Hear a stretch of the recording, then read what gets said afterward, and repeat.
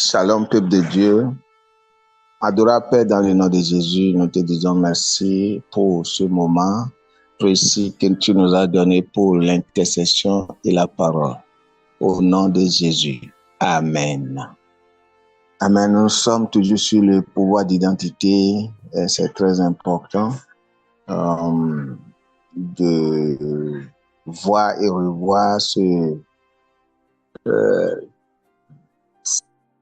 cette inspiration que le Seigneur nous a donnée. Bien-aimés dans le Seigneur, vous savez, l'ennemi a arraché pour vous bien quand il voudrait prendre votre pouvoir ou bien voudrait vous détourner de qui vous êtes. La plupart du temps, il passe par votre besoin cruel, votre besoin réel. Maintenant, si cet individu, chez chrétien ou bien chrétienne, est vraiment dans la chair et ne vit pas selon la volonté de Dieu et il ne connaît pas la parole de Dieu, il va toujours tomber dans le piège de l'ennemi. Vous voyez? Je donne un exemple. Par exemple, une jeune femme qui devait s'installer dans son foyer, déjà à l'âge de 30 ans déjà, elle n'est pas un foyer stable, elle n'est pas même un foyer, vous voyez? Et c'est quelque chose cruel, c'est quelque chose de crucial pour elle. Et elle voit ses camarades avec qui elle a fréquenté, avec les enfants, son mari, etc. Et elle se disait en elle-même, quand le mien va arriver, vous voyez. Et Satan, l'ennemi aussi, vous savez, il voit tout ça là, tous vos besoins, ces besoins cruciaux qui vous dérangeaient mentalement. Et maintenant, il va dire, mais comment je vais faire maintenant pour vraiment le faire tomber, bien la faire tomber. Vous voyez? Mais lorsque la personne connaît bien et connaît qui il est et il connaît son identité, je ne pense pas que aucun besoin le fera tomber, le fera fléchir devant Satan. Je ne pense pas. Oui, c'est difficile, mais je dis je ne pense pas parce que par la grâce de Dieu, à l'aide de Dieu, du Saint-Esprit, ça serait un peu difficile. Mais, bien aimé, ça serait difficile si l'homme ou bien la femme en question se soumettre à Dieu, connaître d'où il est, et d'où il est sorti, c'est qu'il connaît son Dieu, il connaît la suprématie de Dieu, le pouvoir de Dieu, l'existence de Dieu. Vous voyez?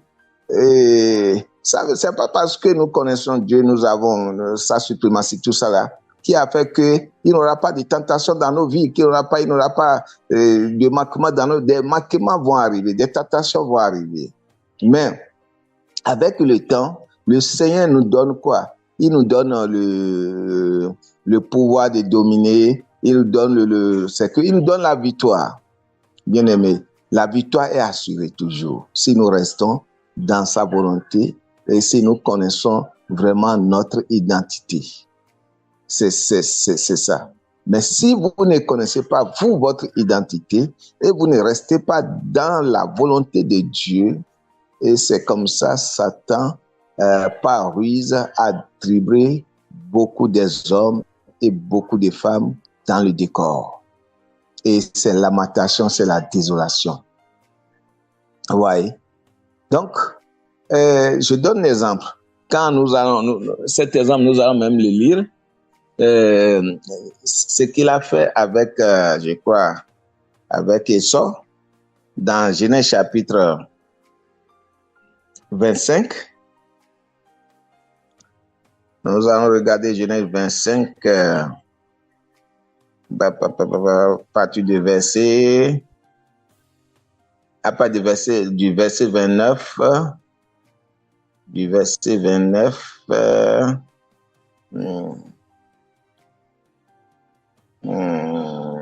bon, du verset 29 à la fin, au 34e verset. Du verset 29 à la fin, nous allons regarder ce qui s'est passé ici. La Bible nous fait comprendre ici que Jacob faisait cuire un potage et son revint des champs accablé de quoi? De fatigue. Le jeune homme, il est parti travailler, accablé de fatigue.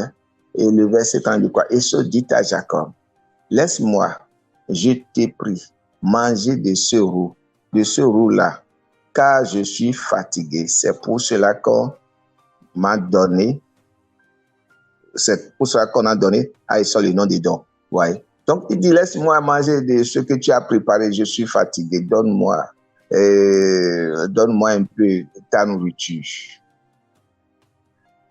Donne-moi un peu ta nourriture. Maintenant, regardez la ruse. La ruse de Jacob a fait quoi? Le verset 31, la ruse de Jacob dit quoi? Jacob dit quoi? Vends-moi aujourd'hui ton droit d'aînesse. Ça veut dire quoi? Vends-moi, donne-moi ton autorité. Donne-moi ton pouvoir. On parle d'identité, le pouvoir d'identité. Donne-moi ton pouvoir. C'est que le pouvoir qui incarne, qui t'incarne. Donne-moi ton identité ou bien le pouvoir. Donne-moi ça. Et l'autre dit, mais comment? Il dit maintenant, vends-moi ça, cela. C'est pas que tu vas me donner, maintenant, vends-moi ça, cela.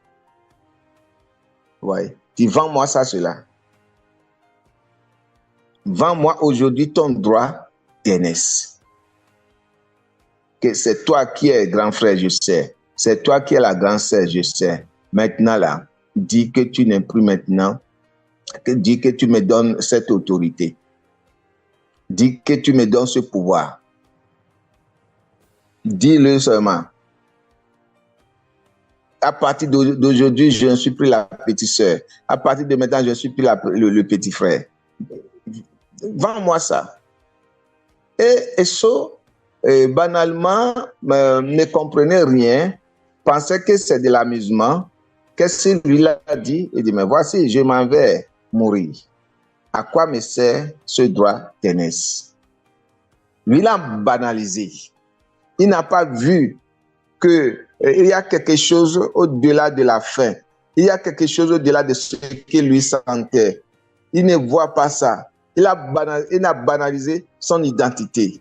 Il a dit, mais à quoi cela me sert? Qu'est-ce qu'il faut faire? Donc, je te donne, donne-moi. Et il a changé son destin. Il a changé son avenir. Il a changé le pouvoir.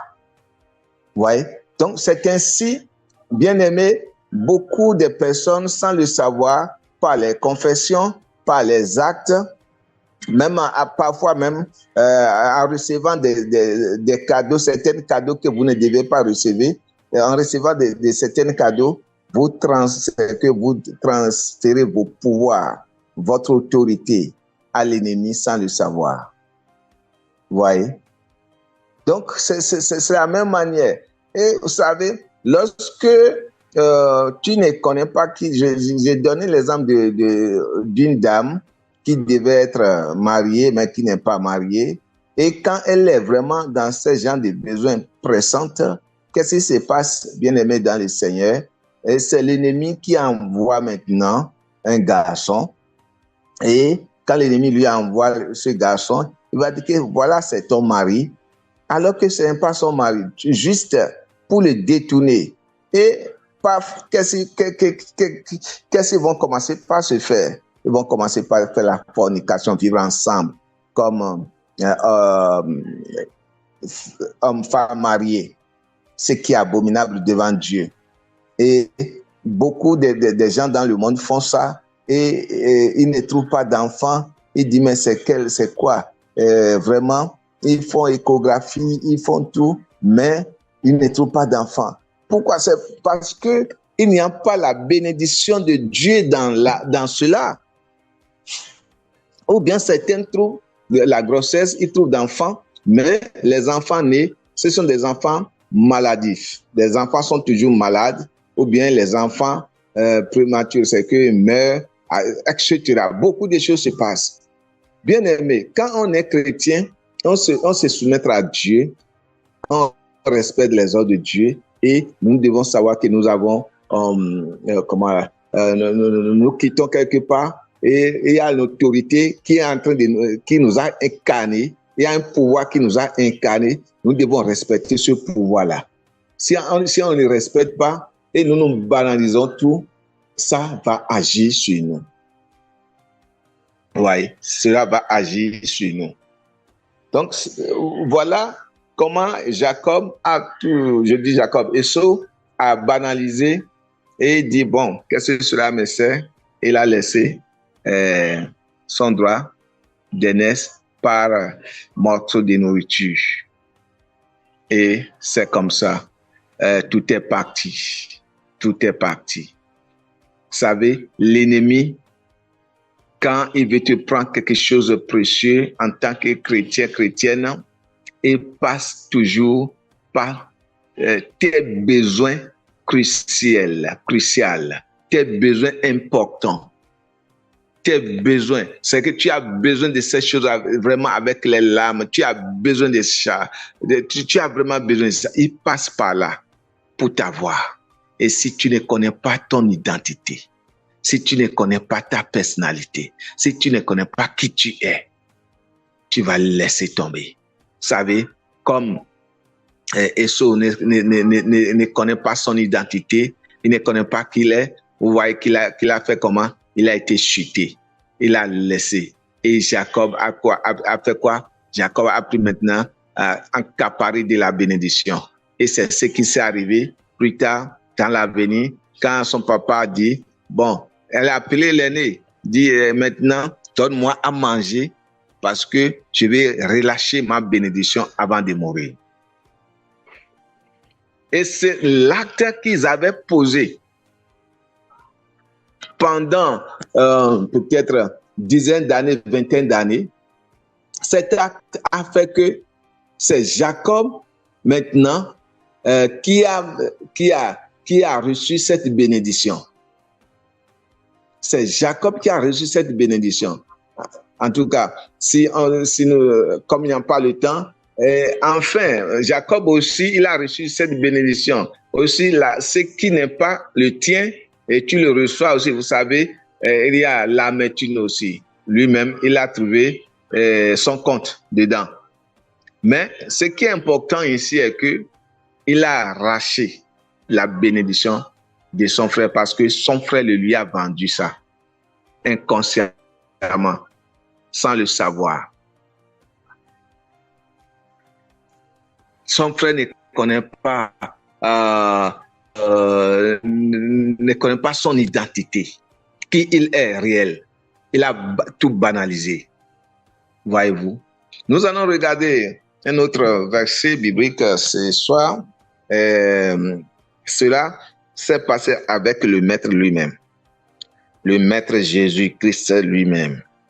Je vous ai dit, quand l'ennemi veut vraiment t'égriger, il passe par tes besoins vraiment importants, vous voyez, pour te détourner du chemin, pour te détourner du vrai. Maintenant, il pensait ce qu'il a fait avec Esau, il pensait le faire avec Jésus dans la nouvelle alliance. Il pensait le faire avec Jésus. Est-ce que cela a marché? Bien aimé, cela n'a pas marché parce que Jésus connaît qui il est. Il connaît tout. Il est venu. Il connaît le pouvoir qu'il incarne. Il connaît l'autorité qu'il a.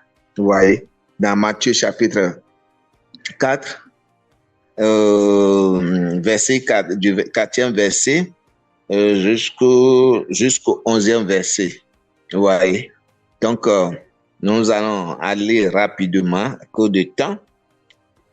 Qu'est-ce qui s'est passé? La Bible dit ici, le verset 4, Jésus répondit. Non.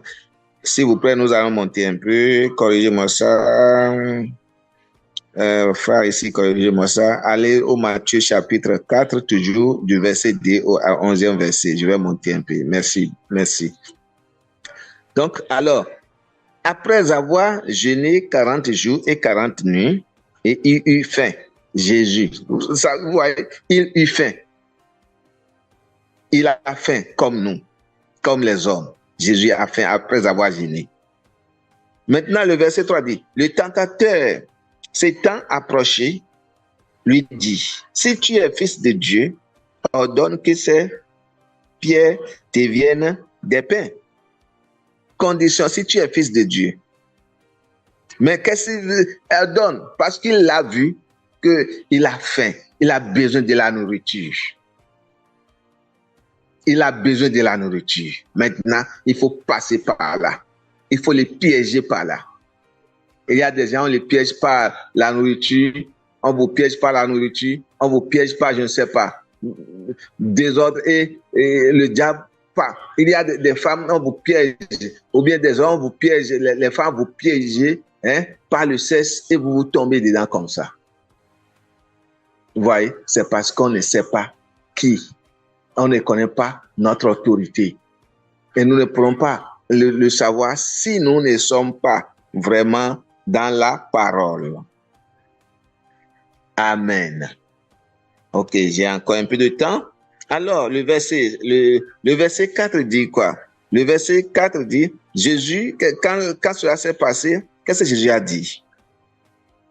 Le verset 4, Jésus, il est écrit, l'homme ne vivra pas du pain seulement, mais de toute la parole qui sort de la bouche de Dieu. C'est ce que Jésus lui a dit. Mais le diable n'est jamais fatigué. Quand il te montre le point A et tu as gagné, il t'amène maintenant au point B. Il t'amène au point C. Toujours. Et maintenant, il a amené encore Jésus au point B. Il dit, le diable le transporta dans la ville sainte, le plaça sur le haut du temple et lui dit, si tu es fils de Dieu, jette-toi en bas, car il est écrit, il ordonnera des ordres à tes anges et à ton sujet, et ils te porteront sur les mains, de peur que ton pied n'heurte contre une pierre. Oui, c'est vérité. Le diable connaît la parole de Dieu. Et cela est écrit dans les livres des psaumes, je crois, psaume 91. C'est vrai. Mais ce n'est pas parce que c'est vrai. Ce n'est pas parce que, oui, ce qui est écrit à mon sujet, qui va faire que c'est l'ennemi, c'est lui qui va me commander, c'est lui qui va te commander à faire certaines choses. Non. Maintenant, il a commandé Jésus ici de faire certaines choses. Ça veut dire de laisser son autorité. C'est qu'il veut, écoute, prends le pouvoir, prends l'autorité, gagne Jésus. Est-ce que Jésus lui a laissé ça? Non. Qu'est-ce que Jésus lui a dit? Bien-aimé, le verset 7, Jésus lui dit, il est aussi écrit que tu ne tenteras point le Seigneur, ton Dieu. Amen. Vous voyez? Donc ça c'est le verset 7. Et le verset 8, le verset 8, le diable le transporta encore sur une montagne très élevée. Je vous ai dit, l'ennemi ne fatigue jamais. Lui montra tous les royaumes du monde et les gloires. Les hommes, en tant que l'homme bien-aimé, nous aimons tous gloire, hein? Chrétiens ou païens, n'importe, c'est que on aime des bonnes choses, des choses glorieuses. Maintenant, si nous sommes vraiment enfants de Dieu, nous sommes connectés avec le ciel, nous n'allons pas cet amour pour les choses glorieuses, pour la gloire, mais nous n'allons pas forcer la gloire. C'est Dieu qui va nous donner. C'est que notre gloire, c'est Dieu qui donne nous notre gloire. Nous n'allons pas forcer. Parce que la gloire que tu forces ne va jamais te servir. La gloire que tu forces, cette gloire ne va jamais te servir. Ça va t'enterrer, ça va te détruire. Vous voyez? Et Jésus le savait. Que la gloire là, non. Ça, c'est. Qu'est-ce que Jésus lui a dit? Il lui dit, si tu m'adores, vous voyez, le diable, il est transporté encore dans une montagne élevée, et les gloires. Et le verset 9 dit, il lui dit, je te donnerai toutes ces choses si tu te prosternes et m'adores. Tu te soumettras à moi. Tu me donnes ton autorité.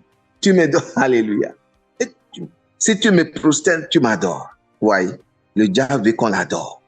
Qu'est-ce que Jésus lui a dit, le verset 10? Jésus lui dit, retire-toi, Satan, car il est écrit, tu adoreras le Seigneur, ton Dieu, et tu le serviras lui seul. Lui seul. Lui seul. Et le verset 11, c'est glorieux. Le verset 11, c'est glorieux. Le verset 11 est glorieux, bien-aimé dans le Seigneur. Alors le diable le laissa, et voici des anges vinrent auprès de Jésus et le servaient. Et s'ils n'ont pas vécu, s'ils n'ont pas dominé, s'ils n'ont pas maîtrisé tous ces chemins-là, comment les anges de Dieu maintenant pourraient venir maintenant le servir? Vous savez, la faim qu'il avait dès le début que ce problème a commencé. Il n'a pas mangé, vous voyez, et on l'amène ici, fais ci, on l'amène ici, fais ci, il a toujours faim. Et à la fin de ce parcours, de cette tentation, les anges sont venus lui servir. Je prie au nom de Jésus à quelqu'un qui m'écoute maintenant et quelqu'un qui va se connecter. Dans la victoire, tout ce que l'ennemi, le chemin que l'ennemi va traverser, va tracer pour toi, pour que tu puisses tomber et le suivre, je prie dans le nom de Jésus que cela n'arrive pas à toi et que le Seigneur même fermera tous ces trous devant toi et tu vas toujours échapper pour la gloire du ciel au nom puissant de Jésus. Et la victoire est acquise pour toi, maintenant à jamais. Afin que, à la fin du temps, que l'ange de l'Éternel pourvoie tes besoins là, ces besoins cruciaux là, ces besoins, est-ce que c'est le mariage, est-ce que c'est l'enfant, est-ce que c'est la maladie, c'est quoi le problème qui fait maintenant que l'ennemi, le diable voudrait que tu l'adores avant de le trouver? Je prie pour toi au nom de Jésus parce que tu as obéi la parole de Dieu et tu as vraiment résisté.